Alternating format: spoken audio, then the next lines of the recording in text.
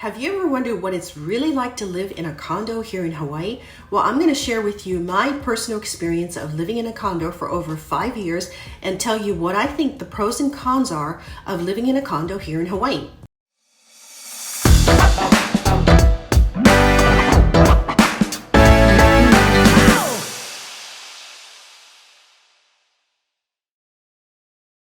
What's up? My name is Sandy from eXp here in Honolulu, Hawaii, and I'm going to talk about what I think are pros and cons about living in a condo in Hawaii since I've done it for 5 years myself, and perhaps you can make a decision for yourself if condo life is actually for you or not. And if you haven't done so already, please hit the like and subscribe button so you don't miss any new videos that I put out.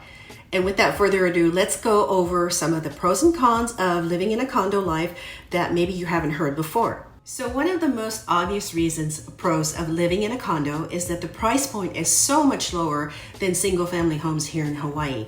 As you may or may not know already, single family homes prices in Hawaii have really skyrocketed, and the median price point is ranging in about $1 million right now, whereas condo prices are holding at $500,000. And I know that's a lot of money compared to a lot of different states in the United States, but for Hawaii, that's pretty decent. And pro number 2 of living in a condo is that most condos, or the ones that I know being built right now, brand new condos, are located in convenient places like Ala Moana, Kaka'ako, and Waikiki areas. And these all have been really popular in the past because of its location. It's right in the middle of town, which means you have more shopping, restaurants, closer to hospitals, and it's just convenient all around. So pro number 3 of living in a condo is that you have so much more amenities compared to a single family home.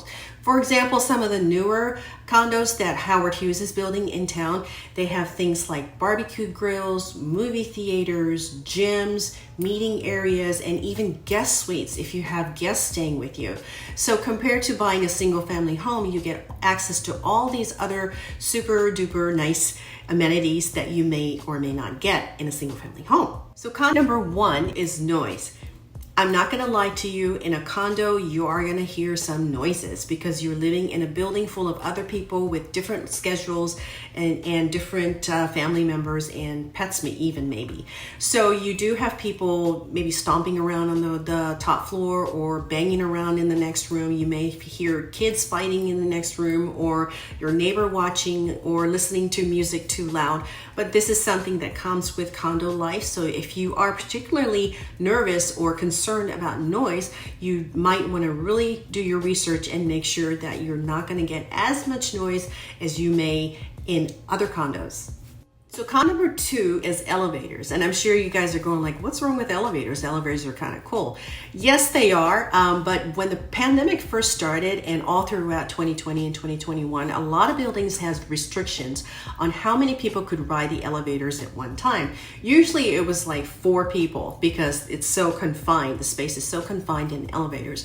Or maybe it was 1 household per elevator at a time. So depending on when you were taking the elevator, especially during rush hour when people were going to work or taking their kids to school, you might have to wait for an elevator for like 10 minutes. And that's taking a lot out of your time just waiting for elevators to get to where you want to go. So you are going to have to plan a little bit more ahead of time to make sure that you could get down to your parking or get down to the ground floor to check your mail, whatnot. And another thing with elevators is that when you do have fire alarms, even if there are real fire alarms or false alarms, if you are living on the 30th floor, you are going to have to run down 30 flights of stairs, and you might want to think about that if you are not up to it, or if you're older, or if you even have bad knees, because I had to carry my dog down a flight of 42 stairs one time, and going down was fine, but the next day my thighs were so painful that I could hardly move. So that's something that you might want to think of if you are living in one of the higher floors, that elevators might not be a good idea. So con number 3 is parking. So depending on what kind of unit you have and what kind of building that you live in, you may only get one parking even if it's a 2-bedroom unit. Some of the older places in Honolulu especially, I guess they didn't have as many cars back then, so they only have one parking. So the other person, whoever it is, that may be your roommate or spouse, may have to find somewhere else to park, and that's not the most ideal situation. And of course, parking, you are assigned a parking space, but of course you're going to have your occasional people where they don't know where to park, or they are on the wrong floor and they end up parking in your space. And then when you come home and you try to park in your space, there is some unknown car sitting there and you're going, what am I supposed to do now?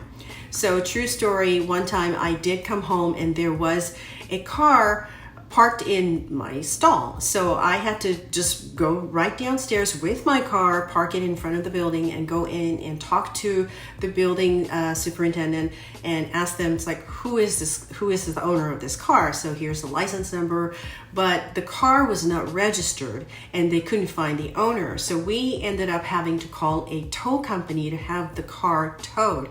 And I really felt bad doing that, but again, this is my parking space and I have the right to park there. So unfortunately, we have to have the car towed. So you might want to be aware of this too, that even if it is your assigned parking, then other people might not know and accidentally park there, and that may cause some inconvenience of some sort.